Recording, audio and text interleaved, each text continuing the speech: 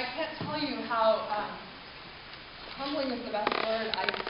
I would prefer to be on the floor, standing up here. But how humbling it is to hear so many of you speak to me about your response to the book. I am so grateful and overwhelmed by that. I wanted to start off simply by reading one of Paul's prayers, which is certainly my longing for all of us as we're here, and my longing for all who read the book. This is his prayer from Ephesians chapter 3.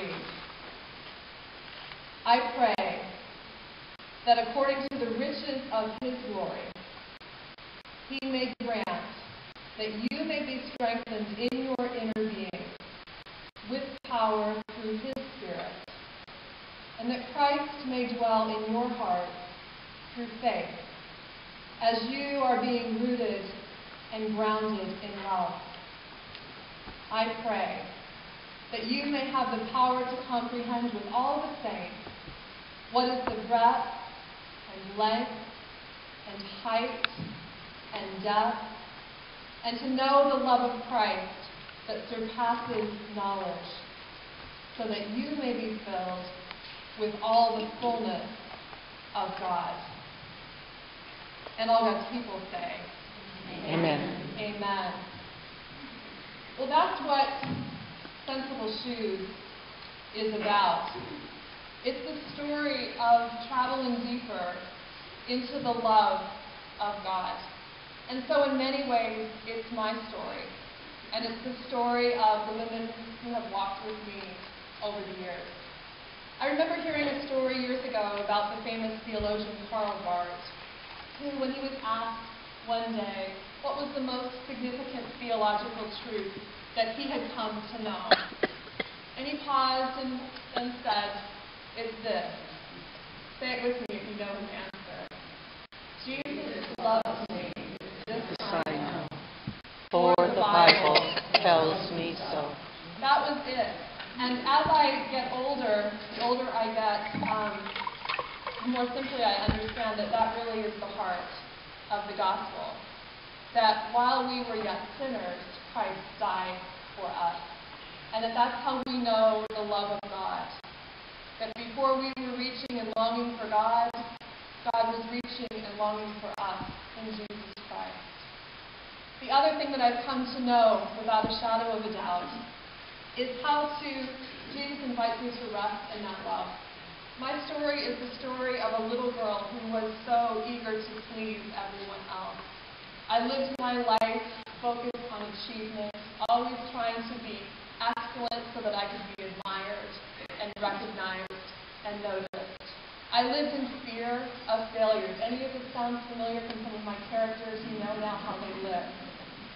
I came to know Christ when I was in college, and while I had an intellectual understanding at that point of what it meant to be saved by grace and what it meant to be loved by God, I discovered in later years that the longest distance in the world is often the 18 inches between our heads and our hearts. Because while I knew it here, I was not living that as the center of my identity.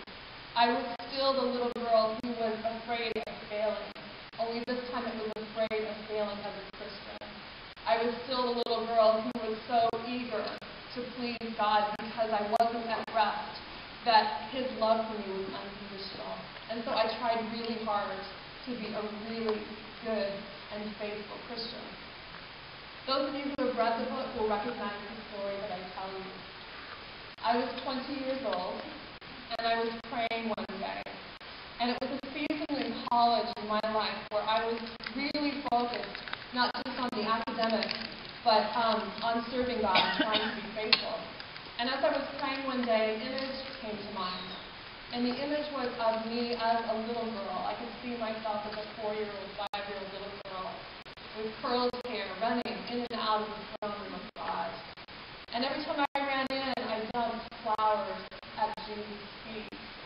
And then I would run out to go get some more. And I would gather the flowers, and I would run in, and I would dump them at his feet. And this went on for a while, and then I watched as Jesus took that little girl into his arms, held her close, and said, Sharon, Thank you so much for the flowers. They are beautiful.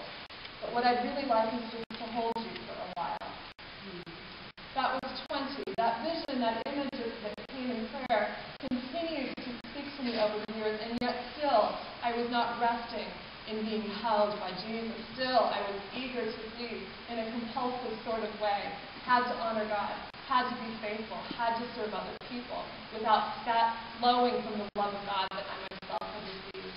So fast forward 15, 16 years, I am going to walk a labyrinth for the very first time because I've seen an advertisement for it and it sounds like something good. And as a pastor, I'm always thinking, oh, I can learn this in order to teach other people. Okay. So I am driving in the car and I hear the Spirit's gentle voice say to me, and Sharon, why are you going? And I said, to learn, and he said, long answer. That sounds familiar? If you are not going to encounter me and receive the love I am offering you, turn the car around and go back home. That was the first night I walked the labyrinth. As I drove to the retreat center, the image of that little girl in the throne room came back to mind. Except this time it was changed. This time I was an adult. And I was taking the flowers from Jesus and rushing out to deliver them to other people. I was God's delivery girl. And I would go in and take the flowers from Jesus and rush to deliver them to someone else. And after one rushing delivery, the Lord grabbed my hand and he said, Sharon, I want you to know the flowers are for you. That brought me to my knees, and I wept. I didn't yet know that the center of the labyrinth was shaped like a flower. When I got to the retreat center and walked the labyrinth and saw the flower at the beginning, at the center, and heard again the Lord smile and say, I told you, the flowers are for you. And so for the last number of years have been the Lord gently shepherding